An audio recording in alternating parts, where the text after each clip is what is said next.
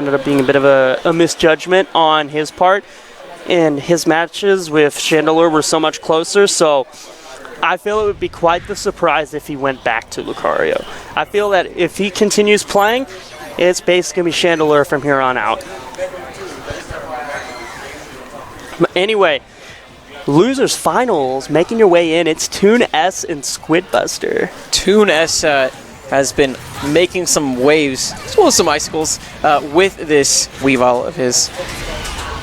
But wow, SquidBuster, you know, we can say the same thing really about his Chandelure, taking out a lot of heavy favorites to win tonight's tournament to get to the point where they are now. SquidBuster has a lot of space to really work with, and he's going to make SquidBuster really hurt for that one. Toon.S, again, keeping SquidBuster in the corner, and that's what's so pivotal in this matchup. Hex coming into play. That anti-air option. Oh, and the... Oh, and he cancels out of it. Yeah, you can use agility with Weavile to actually get a lot of extended combo sequences. It's really, really useful. You're going to be seeing burst, I think, in a second from one of these players because of the HP being so low. Or not. Or not. Or not. The SquidBuster is going to take round one. Let's take a second to go and talk about supports. Now, with Frogadier in particular, off of a confirm, we've seen from players like Domino that you can get options like knockoff. Instead, what SquidBuster is aiming to do with Frogadier from the word go is get positioning. Sorry, I meant Toon.S. So what you're seeing is right off the gate, we're noticing that Toon.S opens up with SquidBuster in the corner. Ooh, I don't know if this is going to connect. It's not, and oh, I thought he was going to try and go for it after, but that would have overall been smarter of SquidBuster to not go for it, rather save it and wait for it, but he's not going to get the opportunity to use it now. That's right. He just runs out of burst. And Frogadier is such a quick support to charge up that he already has it back in play, which is going to lend really nicely to his game plan of just keeping SquidBuster in the corner. When SquidBuster doesn't have any more room to work with, any more room to run, that's when his options are very limited. Yes. Because, like, Frogadier gives you the ability to shut down zoners from a distance, which... That oh my god! We were talking about limited options whenever you have a Chandelure in the corner, but the one option that they have is the only option that they need. And it's overheat. This is something that another Weavile player had a really tough time adjusting to, was simply adapting to overheat. How is it that you can bait your opponent out into using that particular option? Because again, it's so committal, right? If it does a lot of damage if you connect with it. If you whiff with it, you take so much damage from a debuff standpoint that you're off to a really, really bad spot for the rest of the game. Which is, of course, why we're seeing the Espeon as the support Pokemon. Yes, because not only does Espeon restore health, but also basically does away with any debuffs, especially ones that are self-inflicted. It works really well in Chandelure's favor. SquidBuster taking the first game in this losers finals, but it's Toon.S who's been walking away with a lot of these initial openings. Right there, that counter is going to be punished with that grab. That's going to give a phase shift, and even more importantly, it's going to give some breathing room for SquidBuster. Ooh, that's going to be another phase shift. Got a very good weak combo there. Almost got the Hex. But he gets a kind of a pseudo anti-air there and strong, and he gets the Hex. This is just like becoming a steamroll from SquidBuster. I mean, not to sound like a broken record, but it comes back to the simple way of looking at this matchup. Who's being kept out? Who's getting in?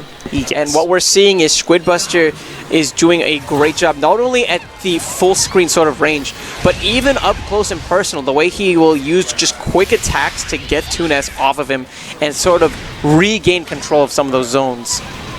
So using this, that's going to get punished with burst. Oh yeah. This is going to be some nice quick damage, and because of the fact that Weavile gets burst back pretty quickly, I mean, if best comes to best, we get to see burst again. Yeah. If he's going to be able to make this round even go that long. I feel like whenever a Weavile gets in, it's just so much damage so quickly that, you know, sometimes these matches can end very quickly. Ooh, that was a really good holding counter. And then overheat again.